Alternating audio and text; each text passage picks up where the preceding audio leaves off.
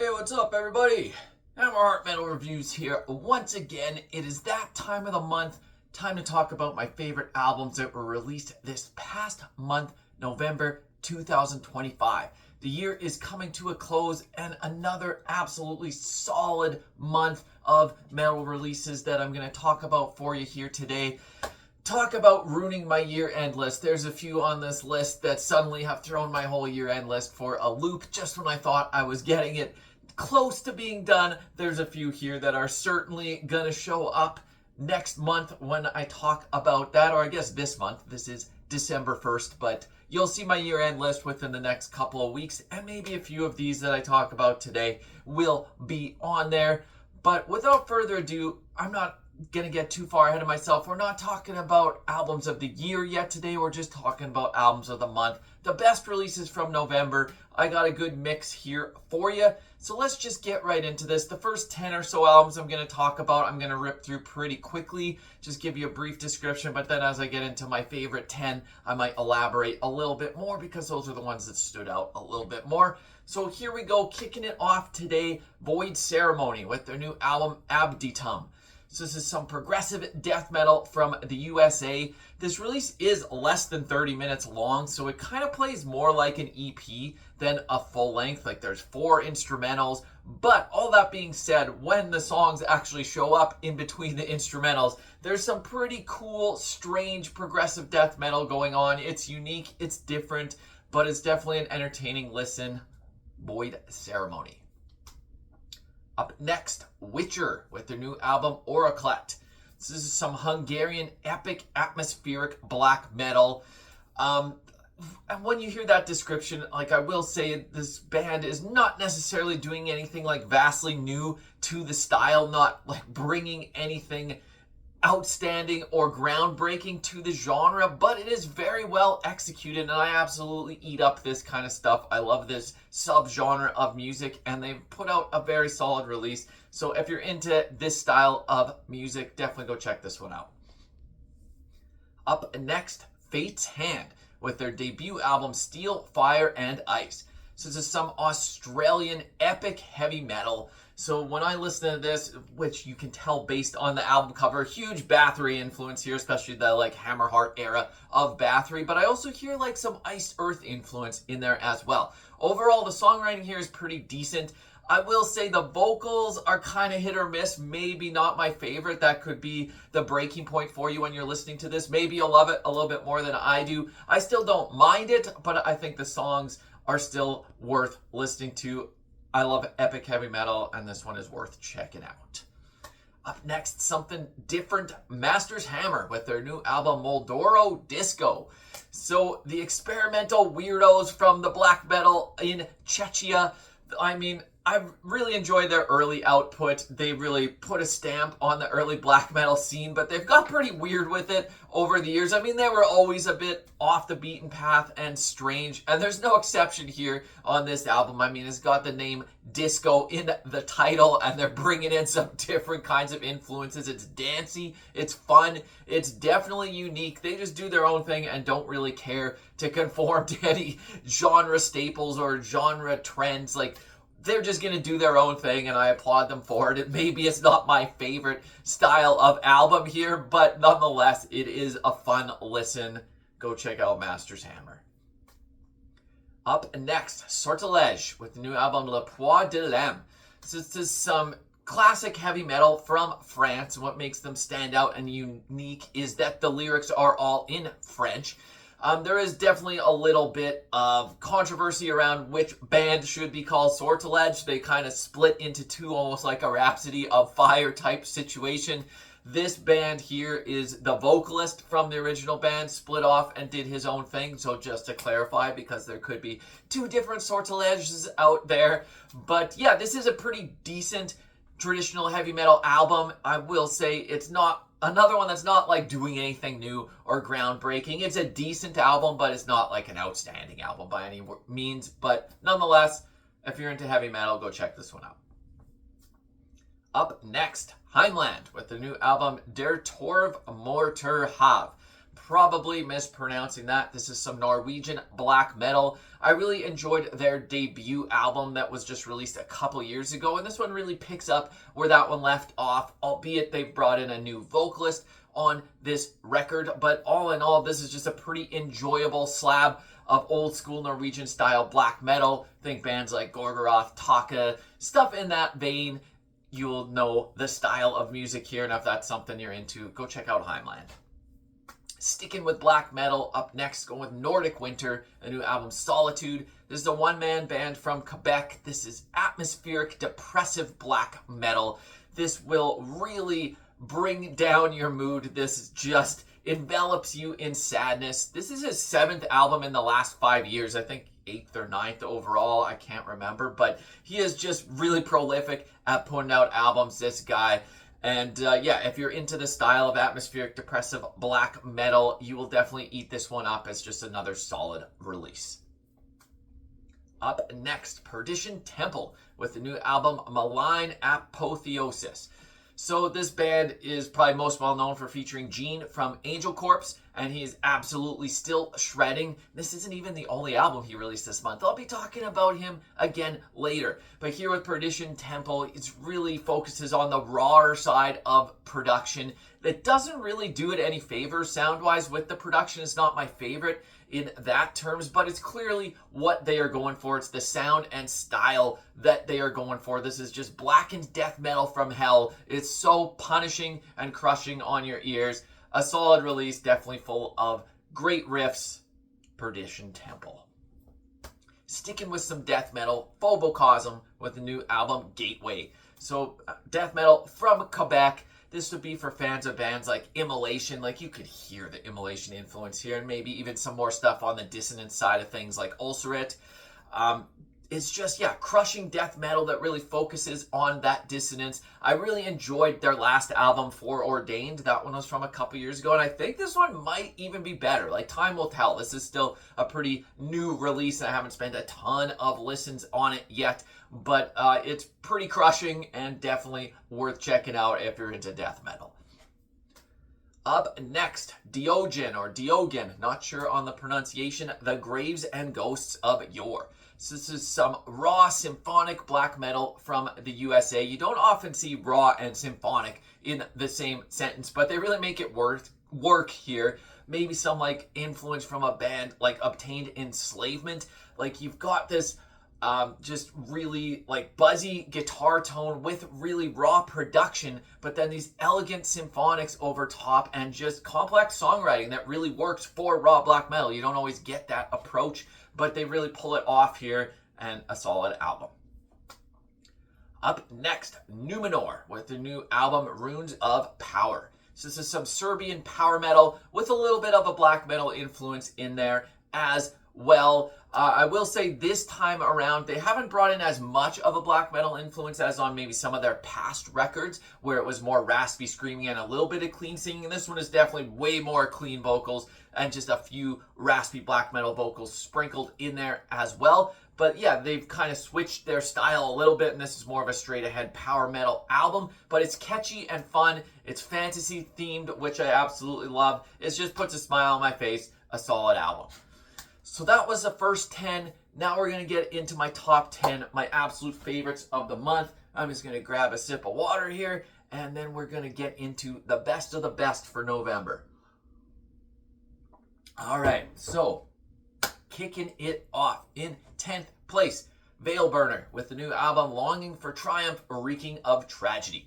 So these guys are from the USA. They play blackened death, avant-garde metal. They always bring a unique, different approach to each one of their albums. It's like, you know it's them, but it's not necessarily going to sound like exactly like what they've done before. It's really strange and unique, but compelling at the same time. And their songcraft is just so original, and they have a really unique approach to their songwriting. They are putting together a very consistent and impressive discography at this point, and this one is no exception. They're just stacking good album after good album on top here. So if you're unfamiliar with this band, go check out all their stuff, and definitely check out this new one because it's awesome.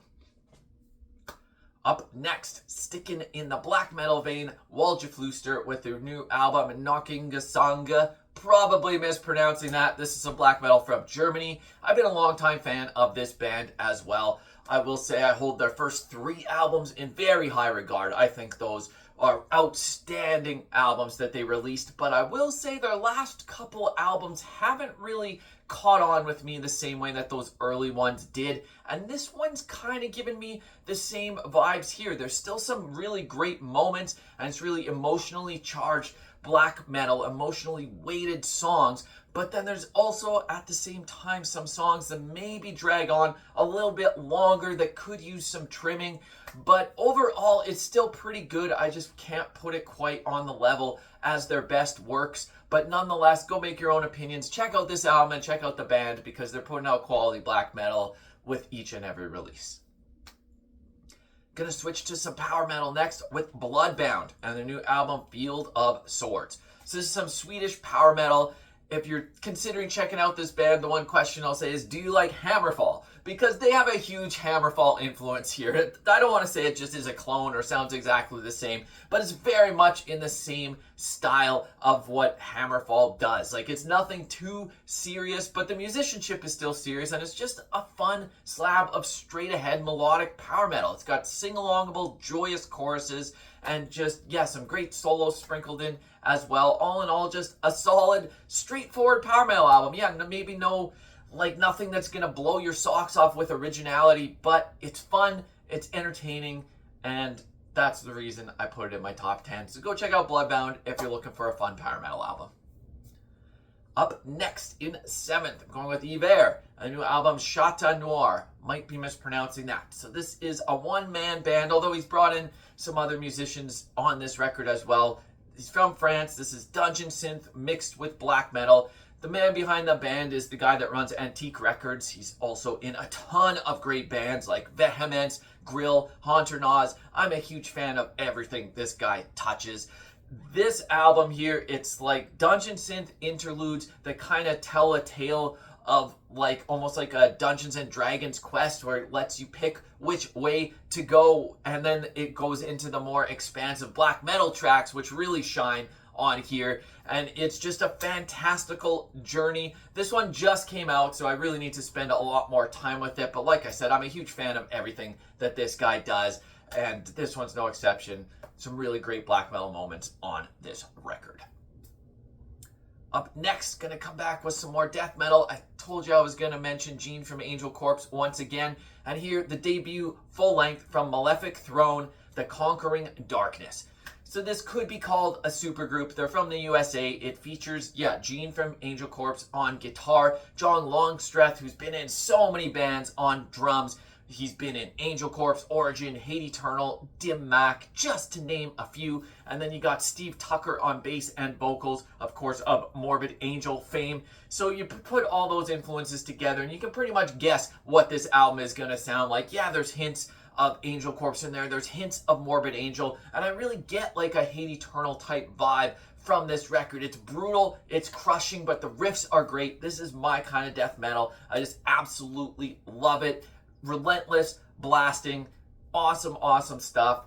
Another one that just came out, so maybe this will rise in time, but a super group that actually delivered on the members that are in the group and on their capability. They put out a solid death metal record here. All right, we're into the top 5 now. My 5 absolute favorites from the month of November. In 5th place, 1914 with Viribus Unitis. So this is blackened death metal with some hints of doom in there as well from the Ukraine. Very much war themed. It has a very dark, menacing tone throughout this album. It's very brutal yet catchy at the same time. They've brought in some more clean vocals than maybe what they had in the past. I will say that overall this is a pretty solid, enjoyable album, but honestly, if I'm going to nitpick, I think I like their last 2 albums a little bit more. I can't really put my finger on it. There just seems to be something lacking on this album to make it as outstanding as the last couple albums. Maybe the production is a little bit too clean or overproduced. It's kind of got that like Canon Fever vibe to it a little bit, but I don't want that to detract or sound like a negative. I'm still putting this in my top 5 because the songs are that good and it's catchy yet brutal. Like I said, just, yeah, all in all, a very solid album. My complaints are nitpicking, but nonetheless, it's a great album. Up next in 4th, Old Throne with their new album Megalith. So this is some atmospheric black metal from New Zealand. This started out as a one-man band, released a couple albums which were both amazing, and now he has filled up the lineup, brought in a guy from Finland, I think from, what is the band name? Samael and Marasmieli on guitars, if I am not mistaken. And yeah, this brings in some like folky tribal sections to really add some spice to some of these songs, to give it a different vibe, make it a little bit unique. But yeah, this is easily one of my favorites of the month. It's just, the vocals are so harsh and raspy. It just sounds so evil, yet these songs still take you on an atmospheric journey. A band to watch out for sure. Go check out his previous 2 albums. Solid stuff. Up next in 3rd, Lamp of Murmuur with new album The Dreaming Prince in Ecstasy. So a one-man band from the USA, black metal that is raw, yet it's still, when I say raw, it's still got clean enough production that you can tell what's going on. Compared to his previous album, which I wasn't a huge fan of, it still had great riffs, but it was like such unabashed immortal worship that I almost wondered what the point of it was, because he kind of had lost the uniqueness that he had on his earlier releases. But I'm so happy that he's brought the uniqueness back. Maybe that was just a one-off experiment, but this time around it's got a darker, muddier guitar tone than on the previous record. But he's still got some straight ahead black metal bangers, but he brought back the like gothic touches that really made this project stand out in the past and made it unique. So I'm very glad that he did that. Like, yes, there's still some straight ahead songs, but then you get some more experimental moments as well, like the title track trilogy of songs here, The Dreaming Prince and Ecstasy, like part 1, 2, and 3. That goes so many different places, from black metal to like progressive rock, there and back again, and then you bring in that gothic rock injection as well. It's just, I love the variation that is on display on this album. This is definitely a triumph of black metal. I think it's a great release. The last track on the album is maybe my one nitpick. It kind of doesn't go out with a bang. It fades out with like a softer song that I don't love. That's really the only moment on this album that I'm not really into. But other than that, if that song wasn't the closer, if they would have just ended on the trilogy of songs, this would it would possibly be even higher on my list. But that's just detracting it, taking off a little bit of a score from this album, but nonetheless, it is a solid release. 2 more to go. In 2nd place, Haimad with the album When Night Rode Across the North. So this is some Swedish melodic black metal. This is technically their debut album, although they've been around a very long time, released a few demos, and then a comeback EP a few years ago. But this is actually the first full length.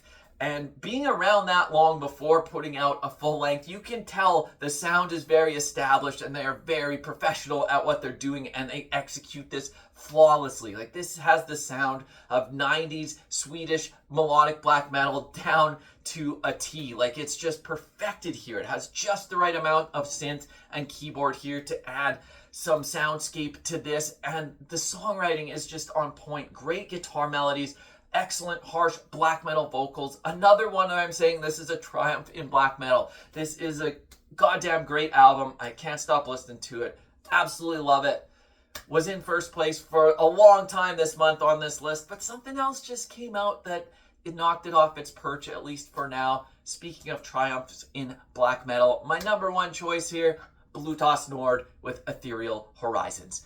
So a band that should need no introduction at this point. French avant-garde black metal legends, and throughout their discography, they're never content to just put out one style of album. They do everything from like epic melodic stuff to dissonant, chaotic, industrial sounding black metal. My personal preference and the albums that I like the most are the ones where he's going in the epic melodic vein such as Memoria Vetusta or Hallucinogen, and I am happy to say that this album kind of combines the sounds of those albums, so I'm very happy about that. It's not that I didn't like the previous two albums like the Disharmonium 1 and 2, but this style I can get behind way more, and this one is knocking those out of the park, at least in my opinion, to my personal tastes. This just has so much goodness going on, bringing in gorgeous clean vocals. You still got the harsh black metal vocals, but this is just a beautiful album. It's soothing to listen to, yet still engaging, and the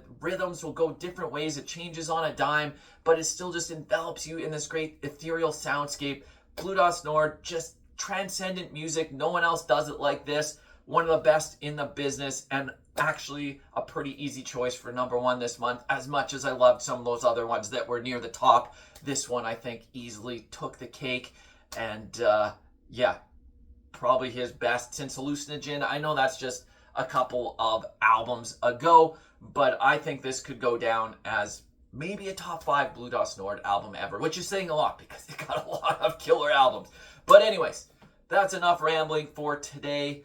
Let me know your picks down below. I want to know which albums I missed, which ones I need to go check out, because I'm always looking for more recommendations. Hopefully you could get a couple recommendations from this list. As for what's coming next, you can stay tuned later this month, within the next couple weeks, more than likely. I haven't decided on a date yet. Really depends when I finalize my list and when I record it, but it's getting close, and I will be doing my albums of the year coming up very soon. That might be the only content I do for the rest of December, but you can look forward to that. Get your lists ready too, because I want your picks for best albums of the year. But in the meantime, give me your picks for best albums of November. And until next time, Haimad Metal Reviews out.